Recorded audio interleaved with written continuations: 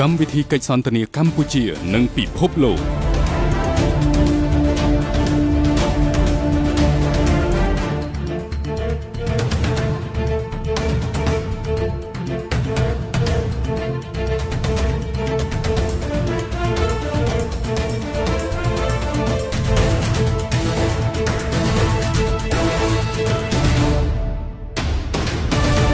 Good evening, Excellency, ladies and gentlemen. Welcome once again to Cambodia Global Dialogue of Southeast Asia TV. You probably noticed that this year I focus a lot on the ASEAN economic community, particularly from the focus of education, entrepreneurship, competitiveness of a nation. But I thought I tried to bring another dimension, which is how Cambodia is part of ASEAN. You know, we are dealing with our dialogue partner, and I cannot think of a better dialogue partner than Australia. And tonight I have the honor and the pleasure to have a good friend. We know each other for a way long time ago, but now, she's the ambassador, Australian ambassador to Cambodia. And Angela, it's such a pleasure to have you to the show. And I'm glad you took the time to come and have this short dialogue on Cambodia-Australia relation. Thank you for having me. I'm delighted to be here. Yes. Well, before we start, since the audience, I think many people know you as ambassador, but you never know some people may not. So why don't I give you a few minutes? You can just introduce yourself a bit, your background, and everything. Yeah. Okay, sure. So my name's Angela Corcoran. I've been here in Cambodia as the ambassador for a little bit over a year now. I arrived in April of last year. This isn't my first time in Cambodia. I first came to Cambodia and met you in the early 1990s when I was working here with the United Nations Development Programme. And I was working on an ILO UNDP funded employment generation program at the time. So I spent a few years here then, and I'm delighted to be back as ambassador. I didn't expect to come back as ambassador, but here I am. I work for the Australian government, the Australian Department of Foreign Affairs and Trade, and I have spent most of my career working on development issues, Australian government international development programs. Australia has a large international development program across the Indo-Pacific region, and that's where I've been spending most of my time until more recently when I became ambassador, and here I am working across a whole range of issues here, including development. Wow. So, way back when you were in UNDP, I was also in UNDP. It's been a long time, 93, 94, it's a long time. The country come a long way, right? We joined the WTO, we are now fully integrated in the ASEAN community. And I think the role of Australia is very, very crucial in two aspects, the way I see, okay? Bilaterally, but also in the regional context. Later on, we'll talk a bit about regional relation, that sort of thing. But from Australia perspective, right, let's start with something easy, which is trade and economic, right? I mean, our relation is the two-way trade is quite high, about 500 some million in two-way trade. So it's quite good. What do you think of that prospect in the future? Yeah, I think it's good given the size of the Cambodian economy, but the Cambodian economy is growing very fast. Yes. And in the last few years has grown in a spectacular rate. I think that there are more opportunities for trade between the two countries, so I think it's a reasonably low base given the size of our economies. I think in general Australian trade in ASEAN could grow a lot more. We have some challenges getting Australian investors to actually be confident enough to invest in Australia. I think it's very important that we work together to continue to implement things like ANSPTA, the Free Trade Agreement, RCEP, to conclude negotiations on the Regional Comprehensive Economic Partnership. And I think people are watching to see what might happen post TPP as well. And the ASEP, I think we hope to see the ASEP by the end of this year or next year conclude the Regional Comprehensive Economic Partnership. I think it will bring an extra booster in the context of a sort of like I wouldn't say the TPP is completely out of the picture, But you know. Yeah, but leaving that aside, I think Yes. RCEP is an important economic boost for the region.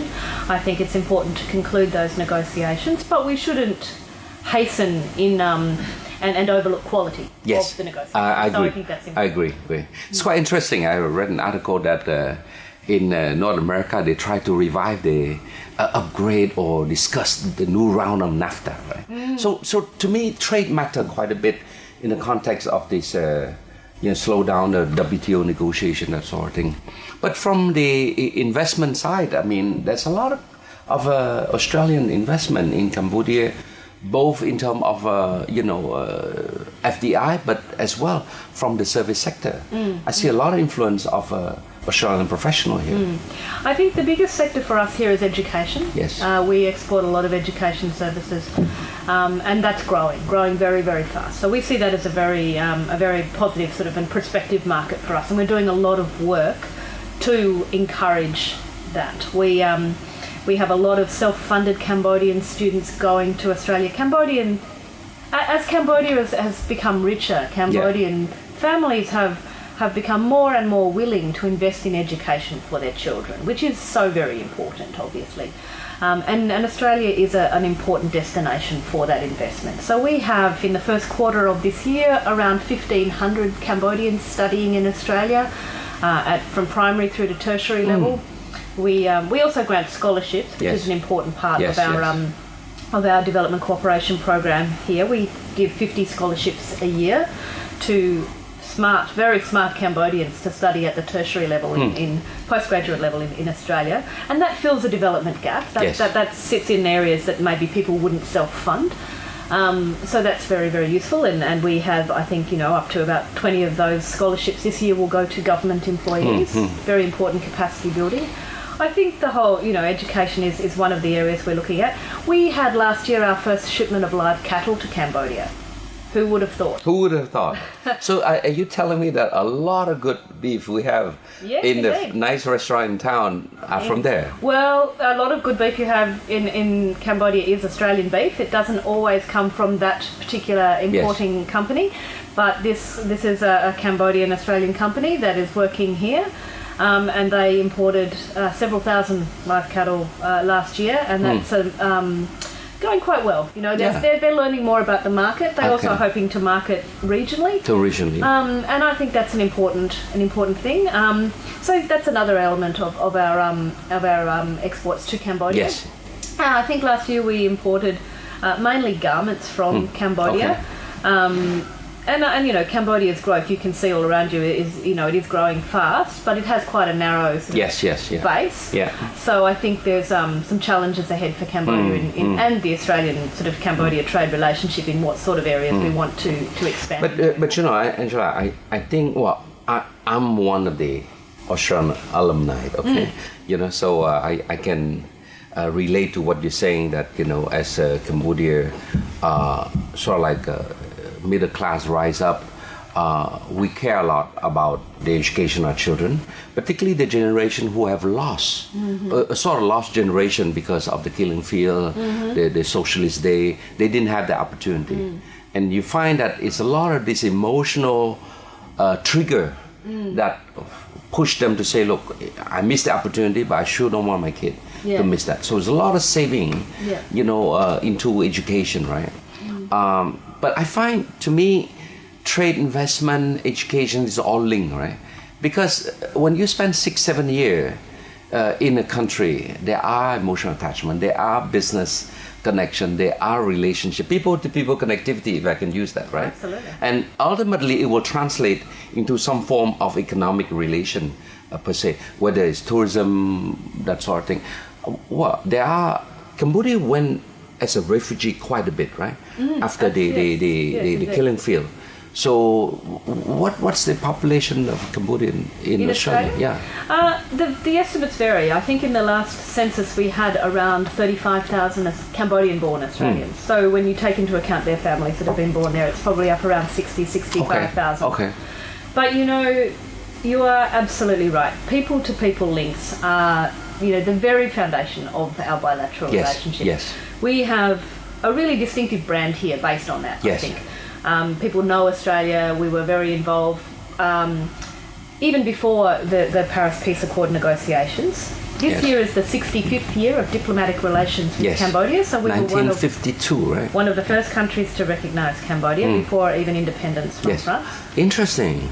So then we've sort of been engaged ever since then. We were very involved in the Paris Peace Accords. We followed that up with engagement in UNTAC. Yes. Where the famous Lieutenant General John Sanderson headed the military component, but we also headed up the electoral component and other components of UNTAC. And you have contributed quite a bit to the special extraordinary chamber. That's exactly right. The Khmer Tribunal. The ECCC. We are the third largest donor behind the United States and Japan. We've contributed around 39 million Australian dollars, around 30 million US dollars to the ECCC, and we see that as a very important contribution to justice in Cambodia and also to international law. Yes. And to human rights. Yes. Well, I think from your ODA, there's a good portfolio on good governance, which I think describe pretty much what you just said now, But it's interesting too. I mean, we have had in the last 5 years something like a 40% increase in Australians coming to Cambodia. The new Colombo plan, right? No, actually just as tourists or on visas. Right? So we had last year we had around 148,000 Australians came to Cambodia on various visas. On various visas. So from tourists through to business people through to people who are sort of spending a bit more time here. I think, on any given day we've probably got, 4,000 to 5,000 Australians in Cambodia, which is pretty extraordinary. And I think we were the fourth largest Western nation to have, of visitors to Cambodia last year. All right. So there's a real lot of interest in Cambodia. But you mentioned the new Colombo plan, and that's absolutely true. So that's a signature initiative of our government, and our Minister Julie Bishop is particularly engaged in the new Colombo plan, which is all about getting young Australian undergrads to come and study in the region here. Yes. So the opposite of the old Colombo plan, which Percy Spender, our foreign minister, then set up in 1951. Yes. So Cambodia is the fifth most popular destination for young Australians to come and study, whether it's short-term, 2 weeks, 2 months, internships, study tours. We also have 2 long-term scholars here under the new Colombo plan, but more popular than, 4 other countries in the region, including Malaysia and Vietnam. So, that's great. So there's a real connection, I think, between the 2 countries, and I think that does go back a long way. And I think it is also, as you say, we have this sort of history here, but we have this recognition, and the recognition goes beyond the green kangaroo you see on the bridges in Kompong Tom. Yes. But that's certainly part of it too. Well, Angela, we're going to take a short break, and when we come back, we can deepen a bit on this development linkage in the various ODA program. How you see the impact. Particularly, I see a good distribution of sector, agriculture sector, governance, education, that sort of thing. We can cover that. Right. Good. Thank you.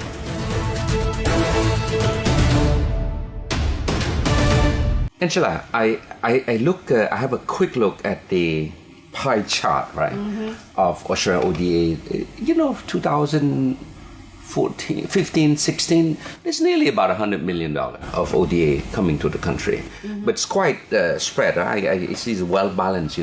Agriculture, education, good governance. I don't know, but what is the thing that, as an ambassador now, you put a lot of attention, or you like to see increase or decrease, whatever? Good, that's a great question. So we have around 90 million Australian dollars in our aid program this year, and about 62 million is bilateral, so through the embassy. The rest is through regional or multilateral sort of organisations. It's our 5th largest bilateral aid program, so that also gives a bit of a sense of the importance of Cambodia. So the aid program here focuses on poverty reduction and basically unlocking economic opportunities here. So we have 3 sort of areas of focus. One of them is on improving access to essential infrastructure. Okay. And we have a very large investment in infrastructure here. which mainly focuses on electricity and water connections and working closely with the private sector, because as you know, unlocking those sort of private sector opportunities is really critical to spurring on economic growth here. And that's a key element of the Australian aid program, and important for a country like Cambodia, which is moving out of that traditional sort of donor-recipient relationship and wanting more of a partnership. We're also looking at improving agricultural productivity and farmer income. And our largest investment here is in the agriculture sector. We have currently a $98 million 5-year Australian agriculture program. I think I recall a long time ago when I was with the Ministry of Commerce, Australia really helped kickstart the rice seed project. That's right. The rice that we have now has a lot to do with how Australia helped us get the old seed that we managed to preserve, right? Yes, and then, we were very involved in that, and we're also continue to be involved through our Australia Centre for International Agricultural Research, or ACR. They have a program here as well. We have around 30 years of unbroken support to Cambodia's agriculture sector, which is a really important part of our connection, I guess, and our narrative here. Yes. And the third area that we're looking at is improving access to essential health and education services here. I've spoken a bit about the scholarships that we give, and that's the main part of our education support to Cambodia. In the health sector, we work very closely with the World Bank in supporting H-Equip, which is the health equity funds here.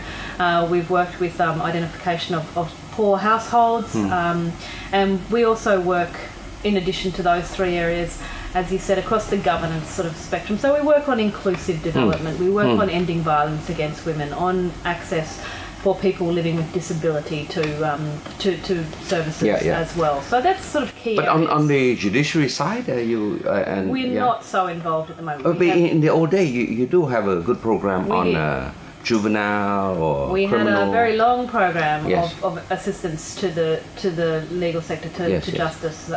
It finished last year after 19 years. Yes. But we've moved out of that and focusing on different areas now. We tend to focus on things where we know we can make a real difference. Yes. Where perhaps there aren't so many other donors crowded into the space, as well as something that Australia has a comparative advantage in doing. So we can continually assess what we're doing. We have a 5-year sort of investment plan of our aid program. Sure. We're about halfway through that at the moment. So we're starting to think about where to next. What sort of things might we be doing in the next sort of period with our aid program here. But it's very closely aligned to the Cambodian government's priorities. We have annual dialogues with them on priorities and implementing the program. So it's all very collaborative, because it is a government-to-government program. You mentioned about partnership, which I think is important as the country sort of move up a bit the development ladder, and now as a lower middle income country. I think the role of private sector is very important. The young entrepreneur is rising. You have some success story like the brown coffee. The kids went to Australia, that sort of thing. Gloria Jean, get inspired. That sort of thing. What are the areas that you think Australia could really make a difference in terms of supporting entrepreneurship, supporting the more active role of private sector? So as I said, we're working with the private sector in sort of bridging that gap between where something isn't really commercially viable and becoming commercially viable. So with our investing in infrastructure program, providing grants to private firms to actually do that last bit of connection between water supply or electricity connections to households or companies, with the hope that will improve sort of trade and investment opportunities. I think I recently actually launched what we call a Solvathon. What's that? And that is like an ideas challenge.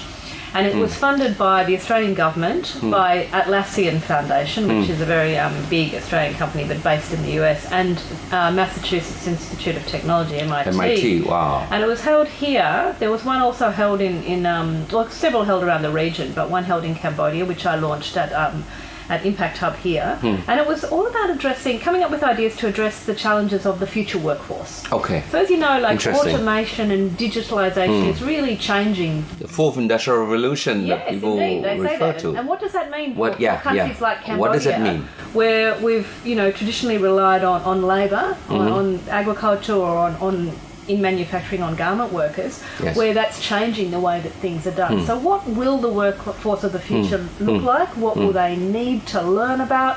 I've read statistics on kids these days who are starting primary school will have a job that's not even, invented yet in some countries, and that will come to Cambodia as well. So I think this whole issue around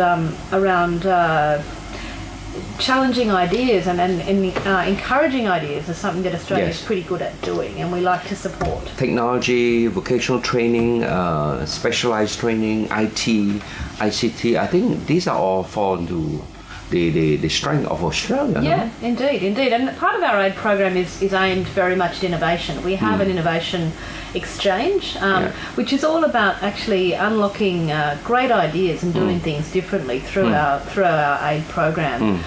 This Solvathon was part of the innovation exchange's sort of suite of activities that we're trying to promote. So I think we are really looking for new ways of doing things. But you're also supporting the Asian Development Bank through this Mekong business initiative, which is also see some result, because I attend some of their entrepreneur award, and you see like 15 of these entrepreneurs competing for the best idea, the best way to grow the company. Indeed. These are great. Yeah, Cambodia, it doesn't matter where you're from, but the youth of today are really familiar with technology. I mean, you were just saying, look around you in this studio and who's operating the machinery. These are young kids, and they're really good at it. And technology is present in Cambodia and changing everything in Cambodia, changing not only how business is done, but how governments interact with the citizens. So I think to ignore that would be to be foolish, and we need to really try to work out how to harness that in business as well as in the social sort of sectors as well. So. Well, I think to me the prospect, how I see we can really boost up not only the bilateral trade, bilateral investment. I notice also there's some increase of Cambodian investing in Australia also. It's quite interesting trend. But I think in the future, I still believe that the role of this young entrepreneur will matter quite a bit. Absolutely. Because the next step, they will become a small corporation, right? Now they still behave as entrepreneur, but as they save up. And to me, the trick is, how do we establish or strengthen this connectivity between Australia and Cambodia, take into account that you have a strong base of a Cambodian Australian and vice versa. By the way, how many Australians are living in Cambodia? In Cambodia. I'd be interested to know. That's a great question. So we think that there's probably at any given time there's probably 6,000 to 7,000 Australians sort of living, working, touring here. Yes. If you're looking at more permanent sort of residents, I think we're probably looking at around 4,000, 4,500. That's a good size. So that's a good size. That's a good size. It's hard to know because we don't know how long people enter for on visas and how often they get renewed. Those are Cambodian government figures. We can tell who leaves Australia, but we don't know, where they've been in that time necessarily. So, but I think there are quite a lot here. So we have a whole range of people, and one of the things I've noticed since I've been here is how many of the Australians that are here are young people doing really interesting things. So doing things like setting up bars and restaurants, but with really, really high quality food and beverages, using Cambodian styles, Cambodian products, but also showcasing Australian ingenuity and talent. We've got some amazing young people here working with Cambodians to encourage, for example, women entrepreneurs and how to scale their businesses. Yes. And move from that micro to a small or medium-sized enterprise, because you know that women entrepreneurs are critical to economic development here. Yes, indeed. And so we've got some young people here who are working with those, providing incubators, accelerator programs, mentoring programs. These fantastic young kids who I say kids, they're in their early 20s, I'm sure. We've got people here who are working for companies that are making, using ethically sourced denim materials to make jeans, and their workforce is comprised of women who were victims of trafficking and sexual exploitation. So, a range of different things.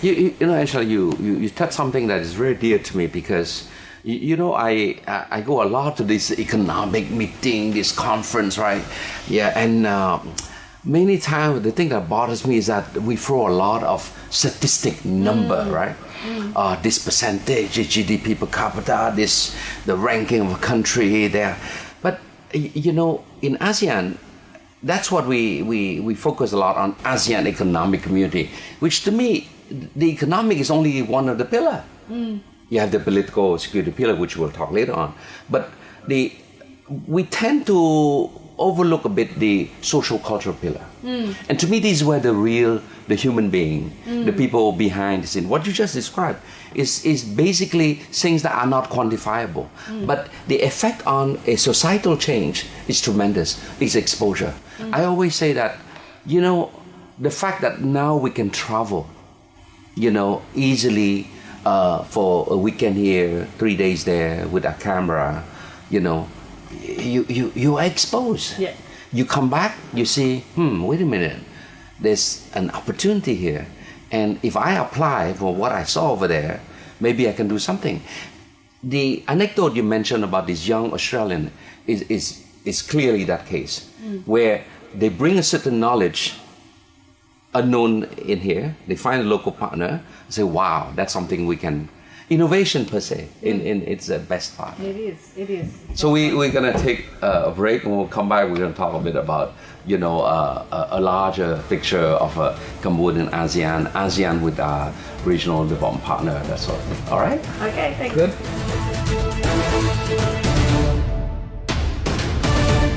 Actually, last month I happened to accompany a foreign minister to the ASEAN foreign minister meeting, and so that's the biggest meeting of the year, right? You know, 20-some meeting in 3 days, 4 days, something like this. It's a marathon, right? But you know, we talk a lot about, you know, security issue, which to me is ASEAN is this what we discussed earlier. It's more on the economic and social culture, but there's without peace you cannot have development per se. Absolutely. You know, and I think Australia has played quite a big role with ASEAN as I think I know we have next year we will have the ASEAN Australia Summit.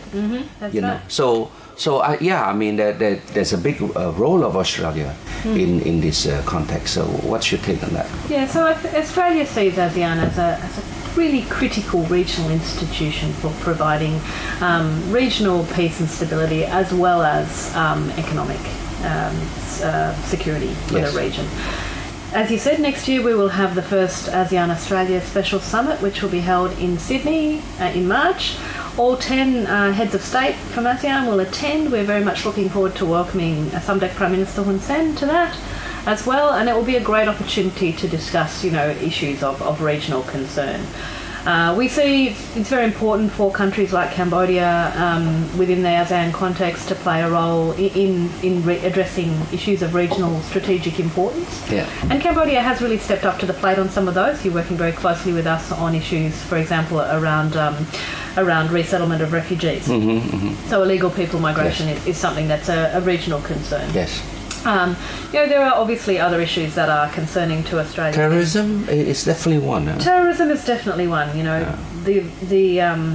every week there is a new thing. I mean, Australia recently followed some very well developed plans on terrorism. So we're working very closely.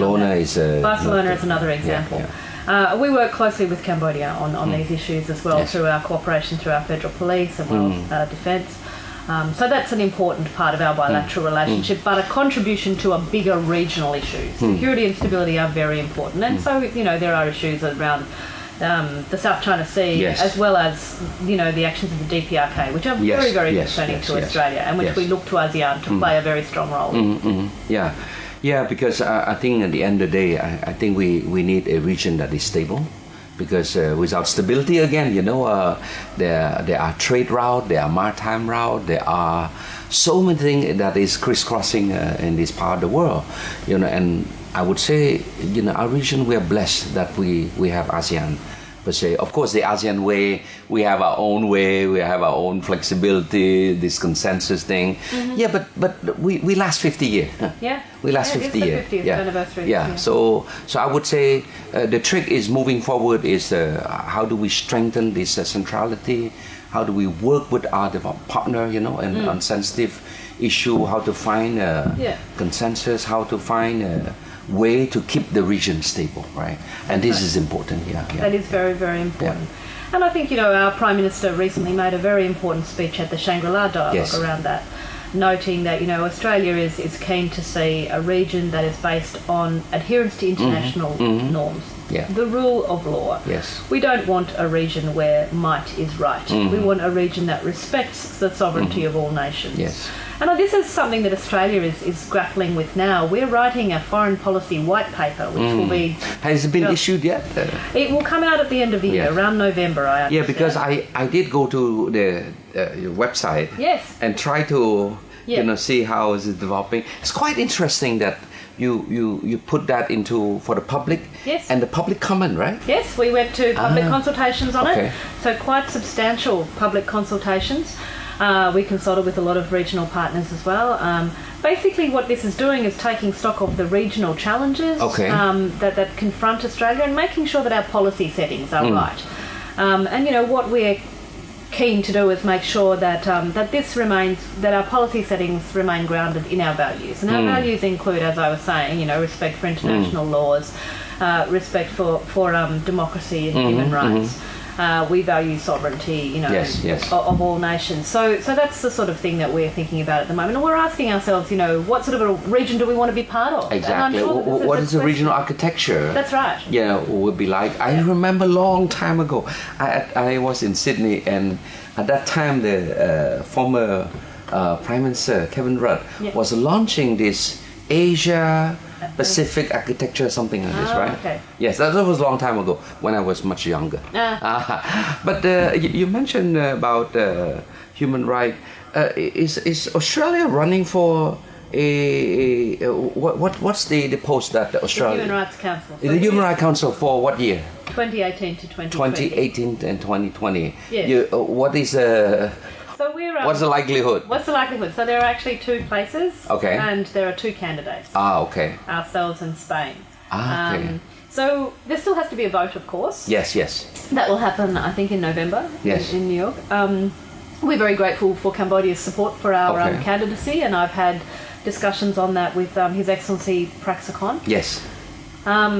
So yes, and we're very keen on this. It will be the first time that we've been on that council. It will be the first time that we've had a voice from the region on that council, and we think that's very important. And our candidacy and our tenure will reflect Australia's values, and as I've outlined before. Respect for human rights is fundamental about that. We will look particularly at the rights of women, and on ensuring that the rights of women are upheld. We will be very, very keen to make sure that is part of our tenure of the Human Rights Council. Oh, good. Yeah. And how long is the tenure? It's a 2-year. It's a 2-year, right? Yeah. Quite a short time. It is time quite span. a short time. Yeah. But we've invested a lot in our campaign, and we're very, very keen to have a successful tenure on there, and we will carry through with the things that we have campaigned on. So that's very good. That's really good. Well, actually, I think as always, 45 minutes is a short time, and particularly when you have so many subjects to cover, but you still have another 2-3 years in Cambodia. We can always come back for a more focused dialogue on some topic of passion to me, which is all about economic development, entrepreneurship, that sort of thing. But anyway, what is your prospect looking for the next couple of years of your tenure here? What would you like to focus on? That's a great question. Well, as I said, my background is in development, so I'm very, very fond of our development program, very proud of our development program here, and I'm very keen to see that continue to really to benefit Cambodia's economic development, which I think it's doing very well, particularly in the areas of around human rights governance and particularly in terms of the rights of women, children, and people who are living with disabilities. Yes. I think that as regional neighbours, and we've talked about being part of this region, I'm very keen to continue a dialogue with Cambodia on what sort of region we really want to be part of. What does that mean here? Yes, yes. Obviously, the next year will be very busy for Cambodia with national elections coming up. Australia will remain interested in that and keen to see free, fair and transparent national elections happening here. We'll be monitoring those as we did the commune elections. Yes, so that's something that will be, I think, a highlight of my tenure here. All right. And looking forward to seeing the outcome of that progress. So that's some of the things. I think, there are opportunities for trade and investment here. We will continue to plug away at those and encourage Australians to come to Cambodia and at the same time encourage Cambodia to provide a regulatory environment that is inviting to investors. Yes. And that's part of our dialogue, I think. But I think, we have we work together on some pretty strategic regional issues. So we're very keen to continue that partnership. Yes. And I think that will be a big focus for me. Yes.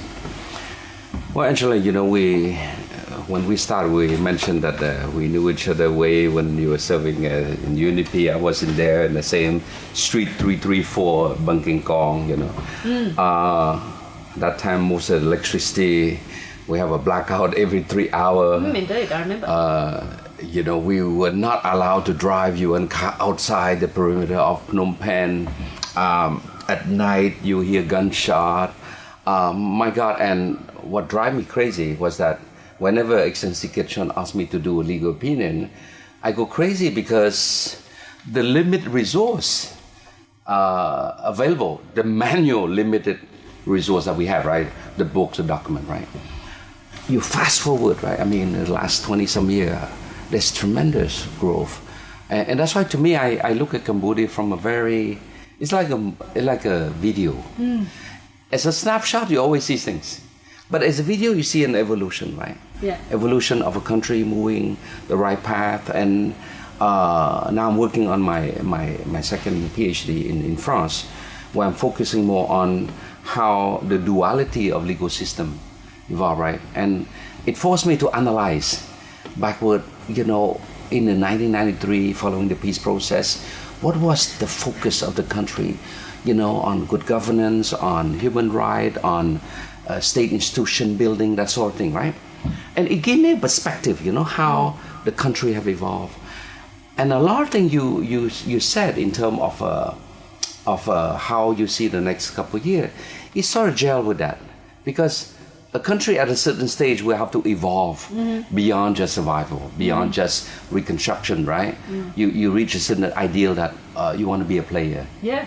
And I think ASEAN is one forum that Cambodia have an opportunity to be a player, right?